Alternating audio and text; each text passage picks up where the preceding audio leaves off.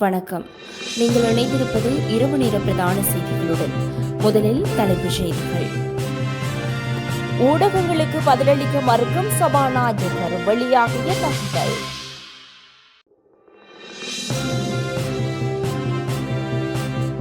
மனித புதைகுழி தொடர்பான விசாரணை சிஐடியிடம் ஒப்படைப்பு.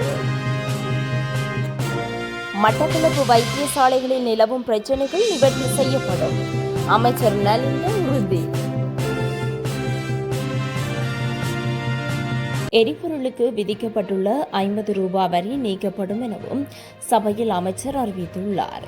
இலங்கை பெட்ரோலிய கூட்டுத்தாபனத்தின் பழைய கடன்கள் முழுமையாக செலுத்தப்பட்டதும் எரிபொருள் லீட்டருக்கு விதிக்கப்பட்டுள்ள 50 ரூபாய் வரி நீக்கப்படும் என மின்சாரம் மற்றும் எரிசக்தி அமைச்சர் குமார ஜெயக்குடி தெரிவித்துள்ளார். இன்று பாராளுமன்றத்தில் ஐக்கிய மக்கள் சக்தியின் நாடாளுமன்ற உறுப்பினர் தயாஸ்ரீ ஜெயசேகர் எழுப்பிய கேள்விக்கு பதிலளிக்கும் போதே அவர் இதனை தெரிவித்துள்ளார். கடந்த அரசாங்க ஆட்சியின் போது திரைசேரிக்கு இலங்கை பெட்ரோலிய கூட்டுத்தாபனம் மொத்தமாக 884 பில்லியன் ரூபாய் செலுத்த வேண்டியிருந்ததாக அமைச்சர் தெரிவித்துள்ளார். அந்த கடனை தீர்க்கவே 1 லிட்டர் எரிபொருளுக்கு 50 ரூபாய் வரி அறிமுகப்படுத்தப்பட்டதாக அவர் சுட்டிக்காட்டியுள்ளார்.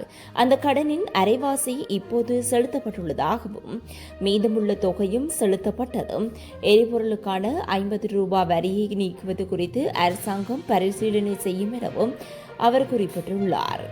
முக்கிய இரு கட்சிகளுக்கு இடையில் சட்டவிரோத வாகன பரிமாற்றம், அமைச்சர் அம்பலப்படுத்திய தகவல். கடந்த அரசாங்கத்திலிருந்து அமைச்சர் ஒருவர் எதிர்க்கட்சியில் இருந்த பாராளுமன்ற உறுப்பினர் ஒருவருக்கு சட்டத்துக்கு புறம்பாக வாகனம் ஒன்றை விற்பனை செய்துள்ளார் என சுகாதார அமைச்சர் நலிந்த ஜெயதிச தெரிவித்திருந்தார். களுத்துறையில் நேற்றைய தினம் இடம்பெற்ற நிகழ்வில் கலந்து கொண்டு அவர் உரையாற்றும் போதே அவர் இவ்வாறு தெரிவித்துள்ளார். கடந்த அரசாங்கத்தில் அமைச்சர் ஒருவர் எதிர்க்கட்சியில் இருந்த பாராளுமன்ற உறுப்பினர் ஒருவருக்கு வாகனம் ஒன்றை விற்பனை செய்துள்ளார். இருவரும் பிரதான இரு கட்சிகளைச் சேர்ந்தவர்கள். அவர்கள் ஆட்சியில் இருந்தவையினால் ஒருவரையொருவர் காட்டிக் கொடுக்காது ரகசியமாக சட்டத்துக்கு புறம்பாக வாகன கொடுக்கல் வாங்கல்களை மேற்கொண்டுள்ளனர் என அமைச்சர் மேலும் தெரிவிக்கையில், களுத்துறை மாவட்டத்தில் உள்ள 10 தொடக்கம் 12% வீடுகளின்றி வாழ்ந்து வருகின்றனர். இந்த நிலையில் 155 குடும்பங்களுக்கு வீட்டு நிர்மாண திட்டத்துக்கான நிவாரணம் வழங்கப்பட உள்ளது. இதற்காக 155 மில்லியன் ரூபாய் நிதி ஒதுக்கீடு செய்யப்பட்டுள்ளதுடன் அவற்றில் 42 மில்லியன் ரூபாய் பகிர்ந்தளிக்கப்பட்டுள்ளது.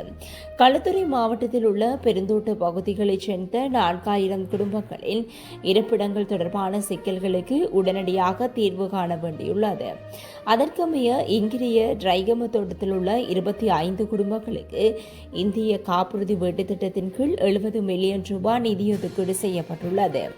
வீடமைப்பு நிர்மாண அதிகார சபையின் நிதியுதவி மற்றும் கடனுதவி திட்டத்தின் கீழ் பெருந்தோட்ட வீடமைப்பு தொடர்பான விசேட திட்டமும் தயாரிக்கப்பட்டுள்ளது. மேலும் அரசு ஊழியர்களுக்கான தொடர்மாடி குடியிருப்புகளை அமைத்துக் கொடுக்கவும் எதிர்பார்க்கப்பட்டுள்ளது. மனித புதைகுழி தொடர்பான விசாரணை சிஐடியிடம் ஒப்படைக்கப்பட்டுள்ளது. யாழ்ப்பாணம் செம்மணி சித்துப்பாத்தி மனித புதைகுழி விசாரணைகள் நேற்று முதல் குற்றப்புலனாய்வு திணைக்களத்திடம் ஒப்படைக்கப்பட்டுள்ளதாக பாதிக்கப்பட்டவர்கள் சார்பில் முன்னிலையாகும் சட்டத்தரணி VS நிரஞ்சன் தெரிவித்துள்ளார். இந்த நிலையில் செம்மணி சித்துப்பாத்தி மனித புதைகுழியின் 2ஆம் கட்ட அகழ்வின் 2வது அமர்வு மீண்டும் ஆரம்பிக்கப்பட்ட நிலையில் அகழ்வின் போது மேலும் 7 எண்புக்கூட்டு தொகுதிகள் அடையாளம் காணப்பட்டன. ஏற்கனவே இந்த பகுதியிலிருந்து 65 எண்புக்கூட்டு தொகுதிகள் இதுவரை மீட்கப்பட்டுள்ளமை குறிப்பிடத்தக்கது. இலங்கையில் பெண்கள் அதிகரிப்பு, ஆண்கள் எண்ணிக்கை வீழ்ச்சி, ஆபத்து தொடர்பாக எச்சரிக்கின்றார் பேராசிரியர். இலங்கையில் ஆண் மக்கள் தொகை குறைவது எதிர்காலத்தில் பல நெருக்கடிகளை உருவாக்கக்கூடும் என்றும் வடமேற்கு பல்கலைக்கழகத்தின் சிரேஷ்ட பேராசிரியர் அமிந்த மெத்திஸ் தெரிவித்துள்ளார்.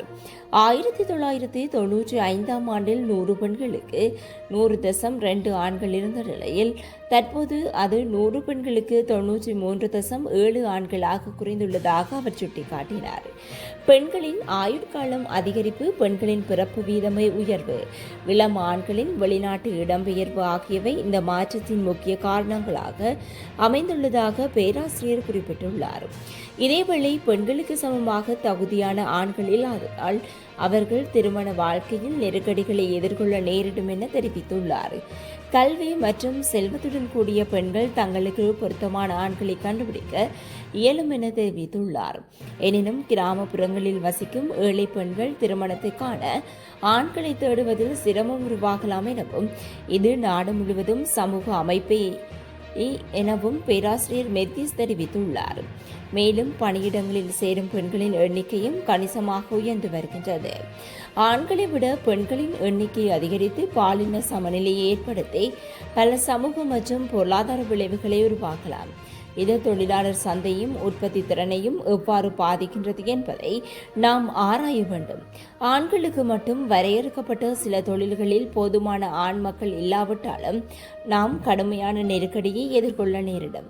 இந்த விடயத்தில் அரசாங்கம் உடனடி நடவடிக்கைகளை எடுக்க வேண்டும் என பேராசிரியர் அமிந்த மெஸ்தேஸ் வலியுறுத்தியுள்ளார். மொட்டு கட்சியின் வெலிகம பிரதேச சபை பெண் உறுப்பினருக்கு கொலை மிரட்டல் விடுத்த NPP உறுப்பினர். வெலிகம பிரதேச சபையை அமைக்க ஆதரவு அளித்தால் என்னை கொலை செய்யப் போவதாக வெலிகம தேசிய மக்கள் சக்தி உறுப்பினர் சுசன் டயஸ் தயாநாயக்க தன்னை மிரட்டியதாக வெலிகம பிரதேச சபை உறுப்பினர் சந்துல பியதிகம தெரிவித்துள்ளார். பொதுஜன பெரமுனவின் தலைமையகத்தில் நேற்று ஊடகங்களுக்கு கருத்து தெரிவிக்கையில் அவர் மேற்கண்டவாறு தெரிவித்துள்ளார். கடந்த 10ஆம் தேதி எனது வீட்டிற்கு முன்பாக தேசிய மக்கள் சக்தி உறுப்பினர் சுதன் டயஸ் தகநாயக்க ஒரு வெள்ளை காரில் வந்து நின்று 24ஆம் தேதி நடைபெறும் சபை அமர்வில் கலந்து கொள்வீர்களா என்று கேட்டார். அதற்கு நான் ஆம் என்று கூறினேன். சபை அமர்வில் கலந்து கொண்டால் கொன்று விடுவேன் என கூறி மிரட்டினார். பின்னர் நான் போலீசாரிடத்தில் முறைப்பாடு செய்து ஒன்று பதிவுள்ளேன். இதுகுறித்து சட்டத்தரணி துஷாரிய சூரிய ஆராய்ச்சி தெரிவிக்கையில் இலங்கையில் பெண்களுக்கு அரசியலில் பங்கேற்கும் உரிமை உண்டு. அவர்கள் அமைதியாகவும் மதிப்புடனும் அரசியல் செய்கின்றார்கள். தேசிய மக்கள் சக்தி அரசு எதிர்பார்த்த அளவில் ஆட்சியில் வெற்றி பெறவில்லை. பொதுஜன முன்னணியின் பெண்களுக்கு எதிரான மனோபாவத்தை விட்டுவிடுங்கள். எவரது மிரட்டல்களுக்கும் நாங்கள் பயப்பட மாட்டோம் என்றார். மேலும் சமூக ஆர்வலர் சுபாசினி புலோய்கொட தெரிவிக்கையில் பெண்களுக்கு சம உரிமை வேண்டும். தேசிய மக்கள் சக்தி அரசு வாக்குறுதிகள் கொடுத்தும் செயல்களில் தோல்வியடைந்துள்ளது. பெலிகம பிரதேச சபை உறுப்பினருக்கு கொலை மிரட்டல் விடுவிக்கப்பட்டுள்ளது. JVP இப்போது தேசிய மக்கள் சக்தியானாலும் பழைய தவறுகளை மறைக்க முடியாது. அவர்கள் அனைவரும் இப்போது வரலாற்றை அழிக்க முயற்சிக்கின்றனர். ஜனாதிபதி அனுரகுமார திசாநாயக்க இந்த நாட்டின் மக்கள் பாதிப்புக்கு பொறுப்பேற்க வேண்டும். அரசாங்கம் சொன்னபடி பெண்கள் குழந்தைகளுக்கு பாதுகாப்பு வழங்க வேண்டும். ஆனால் இன்று பாதுகாப்பை காணவில்லை. நாட்டில் மக்கள் மீண்டும் மீண்டும் சுட்டுக் கொல்லப்படுகின்றார்கள். இன்று இந்த நாட்டில் மனிதநேயமும் இரக்கமும் எங்கே? எனவே இந்த நாட்டின் பெண்கள் மற்றும் குழந்தைகளுக்கு பாதுகாப்பு வழங்கப்பட வேண்டும் என்று நான் கேட்டுக்கொள்கின்றேன் என அவர் தெரிவித்துள்ளார். தேசபந்து தென்னகோன் குற்றவாளி பதவி நீக்க பரிந்துரை சபாநாயகரிடம் அறிக்கை சமர்ப்பிப்பு. தேசபந்து தென்னகோன் மீதான குற்றச்சாட்டுகளில் அவர் குற்றவாளி என்று விசாரணைக்குழு ஒருமனதாக முடிவு செய்து அவரை அந்த பதவியிலிருந்து நீக்க பரிந்துரைத்துள்ளது. பதவியிலிருந்து நீக்குவது தொடர்பாக நியமிக்கப்பட்ட விசாரணை குழுவின் அறிக்கை சபாநாயகரிடம் ஒப்படைக்கப்பட்டுள்ளது. இந்த அறிக்கை மீதான விவாதம் விரைவில் இடம்பெறும் என்றும் அது பற்றிய விவரங்கள் விரைவில் அறிவிக்கப்படும் என்றும் சபாநாயகர் ஜகத் விக்ரமரத்ன இன்று தெரிவித்தார். சபாநாயகர் தலைமையிலான பாராளுமன்ற நடவடிக்கைகள் இன்றைய தினம் காலை ஆரம்பமாகி இடம்பெற்றிருந்தமையும் குறிப்பிடத்தக்கது. செயற்கை நுண்ணறிவு அபிவிருத்திக்கு சிங்கப்பூரின் ஒத்துழைப்பு. அனுரவின் யோசனைக்கு அனுமதி. செயற்கை நுண்ணறிவு அபிவிருத்திக்கு சிங்கப்பூரின் செயற்கை நுண்ணறிவு தொடர்பான வேலை திட்டத்தின் ஒத்துழைப்புகளை பெற்றுக்கொள்ள ஜனாதிபதி அனுரகுமார திசாநாயக்க முன்வைத்த யோசனைக்கு அமைச்சரவை அனுமதி வழங்கியுள்ளது. செயற்கை நுண்ணறிவுக்கான இலங்கை மூலோபாய கொள்கைக்கும் ஒத்துழைப்பு வழங்கும் வகையில் கண்காண்மை மற்றும் அறிவு பரிமாற்றத்துக்கான வாய்ப்புகளை தேடி கண்டறிவதற்காக சிங்கப்பூரின் தேசிய பல்கலைக்கழகத்தின் கீழ் நடைமுறைப்படுத்தப்படும் சிங்கப்பூர் செயற்கை நுண்ணறிவு தொடர்பான வேலை திட்டத்துடன் கலந்துரையாடல் நடத்தப்பட்டது. அதற்காக இரு நாடுகளுக்கும் இடையில் ஒத்துழைப்புகளை முறைப்படுத்துவதற்காக பரிந்துரைப்பு ஒப்பந்தத்தில் கையொப்பமிடுவதற்கு முன்மொழிவு ஒன்று சமர்ப்பிக்கப்பட்டுள்ளது. அதன் மூலம் உள்நாட்டிலும் உலகளவிய ரீதியிலும் எதிர்கொள்கின்ற சவால்களுக்கு முகங்கொடுக்கும் வகையில் செயற்கை நுண்ணறிவு தொழில்நுட்பங்களை அபிவிருத்தி செய்வதற்கான ஒருங்கிணைந்த ஆய்வுகளை ஆரம்பித்தல், செயற்கை நுண்ணறிவு நிகழ்ச்சி திட்டங்களை நடாத்துதல் மற்றும் பரஸ்பர ஒத்துழைப்புகளை உருவாக்கிக் கொள்வதை நோக்கமாக உள்ளமையும் குறிப்பிடத்தக்கது. நாணய நிதியத்தின் அதிகாரி கீதா கோபிநாத் ராஜினாமா செய்துள்ளார். சர்வதேச நாணய நிதியத்தின் முதன்மை பிரதி முகாமைத்துவ பணிப்பாளர் கீதா கோபிநாத் பதவி விலகியுள்ளார். கீதா கோபிநாத் ஆகஸ்ட் மாத இறுதியில் தனது பதவியிலிருந்து விலகி அமெரிக்காவில் உள்ள ஹார்வர்ட் பல்கலைக்கழகத்துக்கு செல்லவுள்ளார். அங்கு அவர் பொருளாதாரத்துறையில் ஆரம்ப கிரிகரி மற்றும் அனியாகாவி பொருளாதார பேராசிரியராக பணியாற்றவுள்ளதாக சர்வதேச நாணய நிதியத்தின் முகாமைத்துவ பணிப்பாளர் கிறிஸ்டாலினா ஜோர்ஜியா என்று அறிவித்துள்ளார். கீதா கோபிநாத் 2019 ஆண்டு ஜனவரி மாதம் தலைமை பொருளாதார நிபுணராக சர்வதேச நாணய நிதியத்தில் இணைந்து கொண்டார். ஜனவரி 2022 ஆண்டு முதல் பிரதி முகாமைத்துவ பணிப்பாளராக பதவி உயர்வு பெற்றிருந்தமையும் குறிப்பிடத்தக்கது. பிரதம நீதியரசராக பிரீத்தி பத்மன் சூரசேனவை நியமிக்க பரிந்துரை. இலங்கையின் அடுத்த பிரதம நீதியரசராக உயர் நீதிமன்ற நீதிபதி பிரீத்தி பத்மன் சூரசேனவை நியமிக்க ஜனாதிபதி அனுரகுமார திசாநாயக்க பரிந்துரைத்துள்ளார். இந்த பரிந்துரை அரசியல் அமைப்பு சபையின் அங்கீகாரத்தை பெறுவதற்கு காத்திருப்பதாக தெரிய வருகின்றது. அதன் அடிப்படையில் நாளை நடைபெறும் கவுன்சிலிங் கூட்டத்தில் இது தொடர்பான இறுதி முடிவு எடுக்கப்பட உள்ளது. தற்போதைய பிரதம நீதியரசர் நீதிபதி மொர்த்து நிரூஷா பிதுஷினி பெர்னாண்டோ எதிர்வரும் ஜூலை 27 அன்று ஓய்வு பெறவுள்ளார். ஜூலை 25 அன்று உயர் நீதிமன்றத்தில் முறையான பிரியாவிடை நிகழ்வு நடாத்த திட்டமிடப்பட்டுள்ளது. அதன்படி நாட்டின் அடுத்த பிரதம நீதியரசர் நாட்டின் 49வது பிரதம நீதியரசராக நியமிக்கப்படவுள்ளார். முன்னாள் ஜனாதிபதிகளின் சலுகைகளை நீக்கும் சட்டமூலத்துக்கு அமைச்சரவை அனுமதி. 1986 ஆண்டில் 4ஆம் இலக்க ஜனாதிபதியின் நிறுத்துக்கள் சட்டமூலத்தை அங்கீகாரத்துக்காக நாடாளுமன்றத்தில் சமர்ப்பிப்பதற்கு அமைச்சரவை அனுமதி வழங்கியுள்ளது. முன்னாள் ஜனாதிபதிகள் மற்றும் அவர்களின் குடும்பத்தினர்களுக்கு வழங்கப்படுகின்ற விசேட சிறப்புரிமைகளை ரத்து செய்வதற்கும் இயலுமான வகையில் 1986 ஆண்டில் 4ஆம் இலக்க ஜனாதிபதியின் உறுதிகள் சட்டத்தை நீக்குவதற்கான சட்டமூலம் ஒன்றை தயாரிப்பதற்காக 2025 6ஆம் மாதம் 16ஆம் தேதி இடம்பெற்ற அமைச்சரவை கூட்டத்தில் அங்கீகாரம் வழங்கப்பட்டுள்ளது. அதற்கமைய குறித்த பணிகளுக்காக சட்டவரைஞர்கள் ஜனாதிபதியின் உறுத்துக்கள் சட்டம் மூலம் தயாரிக்கப்பட்டுள்ளதுடன் அதற்கு சட்டமா அதிபரின் ஒப்புதல் கிடைக்கப்பெற்றுள்ளது. அதன்படி குறித்த சட்டமூலத்தை அரச வர்த்தமானியில் வெளியிடுவதற்கும் பின்னர் நாடாளுமன்ற அங்கீகாரத்துக்காக சமர்ப்பிப்பதற்கும் நீதி மற்றும் தேசிய ஒருமைப்பாடு அமைச்சினால் சமர்ப்பிக்கப்பட்ட யோசனைக்கு அமைச்சரவை அனுமதி வழங்கியுள்ளது. வைத்தியசாலைகளில் நிலவும் பிரச்சினைகள் நிவர்த்தி செய்யப்படும். அமைச்சர் நலிந்த உறுதி.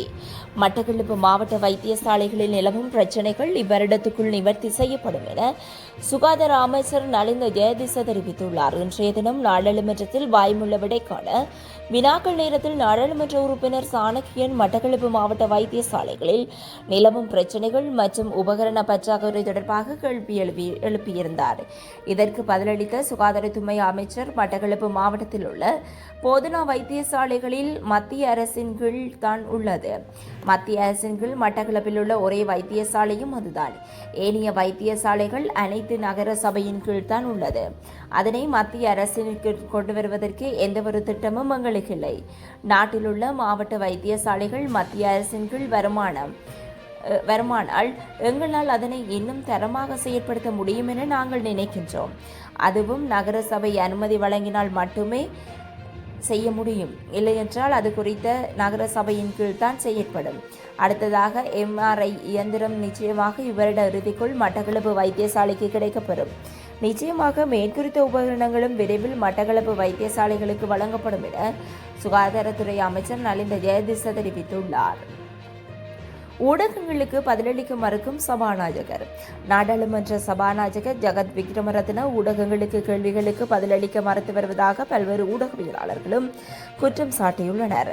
நாடாளுமன்றம் அல்லது அரசாங்கம் உள்ளிட்ட எந்தவொரு விடயம் தொடர்பாகவும் ஊடகங்கள் முன்வைக்கும் கேள்விகளுக்கு பதிலளிப்பதில் இருந்தும் தவிர்த்துக் கொள்வதை சபாநாயகர் வழக்கமாக கொண்டுள்ளார். அத்துடன் தன்னிடம் முன்வைக்கப்படும் கேள்விகளுக்கு தனது செயலாளர் பதிலளிப்பார் என்றும் அவரை தொடர்பு கொள்ளுங்கள் என்றும் ஊடகவியலாளர் பலருக்கு பதிலளித்துள்ளார். நீங்கள் பதிலளிக்க வேண்டிய கேள்விகளுக்கு உங்கள் செயலாளர் பதில் தருவாரா என்று ஊடகவியலாளர்கள் திருப்ப கேட்டதற்கு என்னுடைய செயலாளர் எந்தவொரு கேள்விக்கும் பதிலளிப்பார் என்று பொறுப்பற்ற முறையில் சபாநாயகர் ஜகத் விக்ரமரத்ன பதிலளித்துள்ளதாக தெரிய வந்துள்ளது.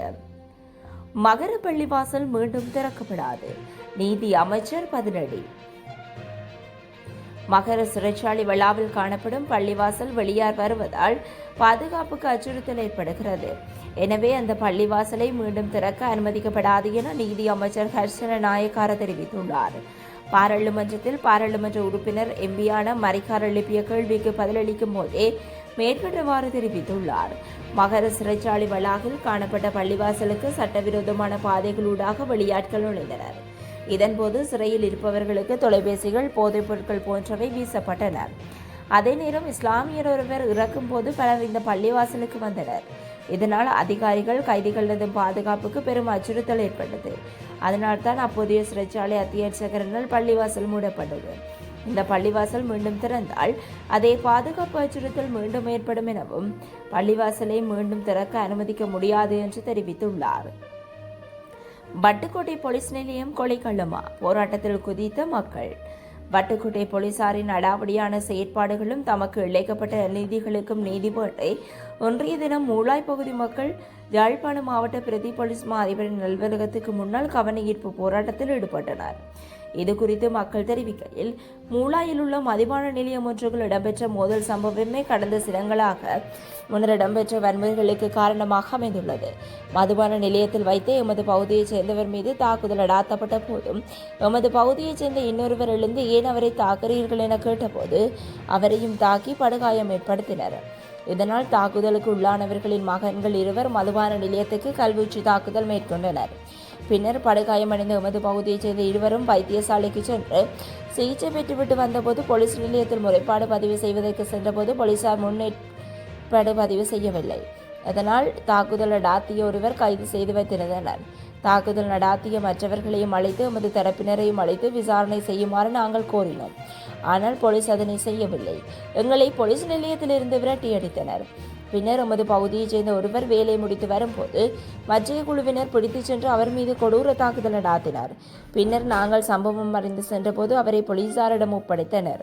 போலீசார் அவரை போலீஸ் நிலையம் கொண்டு சென்ற வேளை ஏற்கனவே தாக்குதலுக்குள்ளானதனால் அவர் போலீஸ் நிலையத்தில் மயங்கி விழுந்துள்ளார்.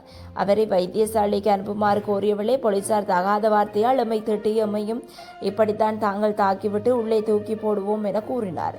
பின்னர் நாங்கள் தான் நோயாளர் காவு வண்டியை அழைத்து வரச் செய்து அவரை வைத்தியசாலைக்கு கொண்டு சென்றோம்.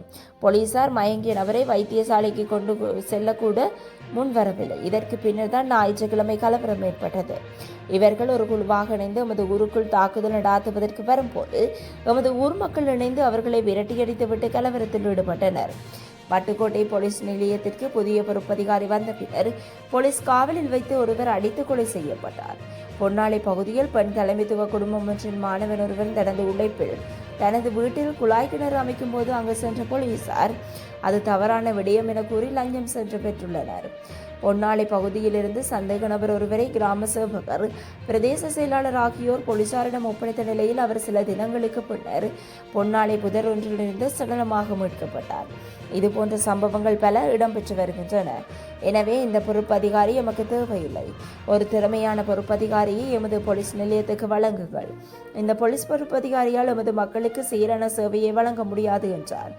மக்களையும் யாழ்ப்பாண மாவட்ட சிரேஷ்ட போலீஸ் அத்தியட்சகையும் உதவி போலீஸ் அத்தியட்சகையும் வட்டுக்கோட்டை போலீஸ் நிலைய பொறுப்பு அதிகாரியையும் அழைத்து யாழ்ப்பாண மாவட்ட பிரதி போலீஸ் மா அதிபர் வட்டுக்கோட்டை போலீஸ் நிலைய பொறுப்பு அதிகாரியை கடுமையாக எச்சரித்து உடனடியாக சந்தேக நபர்களை கைது செய்யுமாறு உத்தரவிட்டார். மலேசியாவிடமிருந்து இலங்கைக்கு விசேட விமான சேவை. மலேசியா ஏர்லைன்ஸ் அதன் பிராந்திய வலையமைப்பில் அதிகரித்து வரும் பயணிகள் தேவைக்கு பதிலளிக்கும் விதமாக ஆகஸ்ட் மாதம் 22ஆம் தேதி முதல் கொழும்புக்கு 3 வாராந்திர அகல உடல் விமானங்களை சேர்ப்பதாக அறிவித்துள்ளது. இந்த விமான நிறுவனமானது ஒவ்வொரு செவ்வாய், வெள்ளி மற்றும் ஞாயிற்றுக்கிழமைகளில் கொழும்பு, கோலாம்பூர் வழித்தடங்களில் ஏர்பஸ் A330 விமானங்களை நிறுத்தும். ஒவ்வொரு A330 விமானமும் 27 வர்த்தக சொகுசு இருக்கைகளையும் 261 பொருளாதார வகுப்பு இருக்கைகளையும் கொண்டுள்ளது. தெற்காசியாவில் மலேசியா ஏர்லைன்ஸ் இருப்பை வெளிப்படுத்துவதையும் இலங்கை மலேசியாவுக்கு இடையிலான பயணம் அதிகரித்து வரும் தேவையையும் பூர்த்தி செய்வதை நோக்கமாக கொண்டு இந்த நடவடிக்கை மேற்கொள்ளப்பட்டுள்ளது. 2026 ஆண்டு முதல் டிஜிட்டல் அடையாள அட்டை மின்னணு தேசிய அடையாள அட்டைகள் 2026 ஆண்டு ஏப்ரல் மாதத்துக்குள் வழங்கப்படும் என எதிர்பார்க்கப்படுவதாக டிஜிட்டல் பொருளாதார பிரதி அமைச்சர் எரங்க வீரரத்ன தெரிவித்துள்ளார். மின்னணு தேசிய அடையாள அட்டை அமைப்பை நிறுவுவதை நோக்கமாக கொண்டு தேசிய அடையாள அட்டை டிஜிட்டல் மயமாக்கும் திட்டம் 2012 தொடங்கப்பட்டது. தற்போது பயன்படுத்தப்படும் பிளாஸ்டிக் அடையாள அட்டைகள் சுற்றுச்சூழலுக்கு பாதையை ஏற்படுத்துகின்றன. அதனால் டிஜிட்டல் அடையாள அமைப்புக்கு செல்ல வேண்டிய அவசியம் ஏற்பட்டுள்ளதாகவும் அவர் தெரிவித்துள்ளார். நீடிக்கப்படும் பாடசாலை நேரம் புதிய கல்வி சீர்திருத்தத்தில் சர்ச்சை, எதிர்க்கட்சிகள் விடுத்த கோரிக்கை. கல்வி சீர்திருத்தங்கள் தொடர்பாக முன்னைய திட்டங்களை அரசாங்கம் பரிசீலித்து பொருத்தமான மாற்றங்களை சேர்க்க வேண்டும் என்று எதிர்க்கட்சிகள் கோரியுள்ளன. ஐக்கிய மக்கள் சக்தியின் நாடாளுமன்ற உறுப்பினர் ரோஹிணி கவிரத்ன மற்றும் முன்னாள் கல்வி அமைச்சர் அகிலவிராஜ் காரியவிசம் ஆகியோர் இந்த கோரிக்கைகளை முன்வைத்துள்ளனர். முன்னதாக தயாரிக்கப்பட்ட மும்மொழிகள் நிபுணர்களால் தயாரிக்கப்பட்டவை. எனவே கல்வி சீர்திருத்தங்களை தயாரிக்கும் போது அவற்றை கருத்தில் கொள்வது முக்கியமாகும் எனவும் ரோஹிணி கவிரட்ன கோரியுள்ளார். இந்த நிலையில் அரசாங்கம் ஒரு வெள்ளை அறிக்கை வடிவில் கல்வி சீர்திருத்தங்களை கொண்டு வந்தால் அத்தகைய செயல்முறை மூலம் சீர்திருத்தங்களை பரந்த விதத்தில் உட்படுத்தலாம் என்றும் அவர் குறிப்பிட்டுள்ளார். இதேவேளை புதிய கல்வி சீர்திருத்தங்களின் கீழ் பாடசாலை நேரம் 30 நிமிடங்கள் நீடிக்கப்படும் என்றும் கல்வி அமைச்சர் பிரதமர் கரணி அமரசூரிய தெரிவித்துள்ளார். இதன்படி ஒரு பாடத்தின் நேரம் 45 நிமிடங்களாக நீடிக்கப்பட்டுள்ளதாகவும் மாணவர்களுக்கு கற்பிக்க ஆசிரியர்களுக்கு போதுமான நேரம் இருக்க வேண்டும்.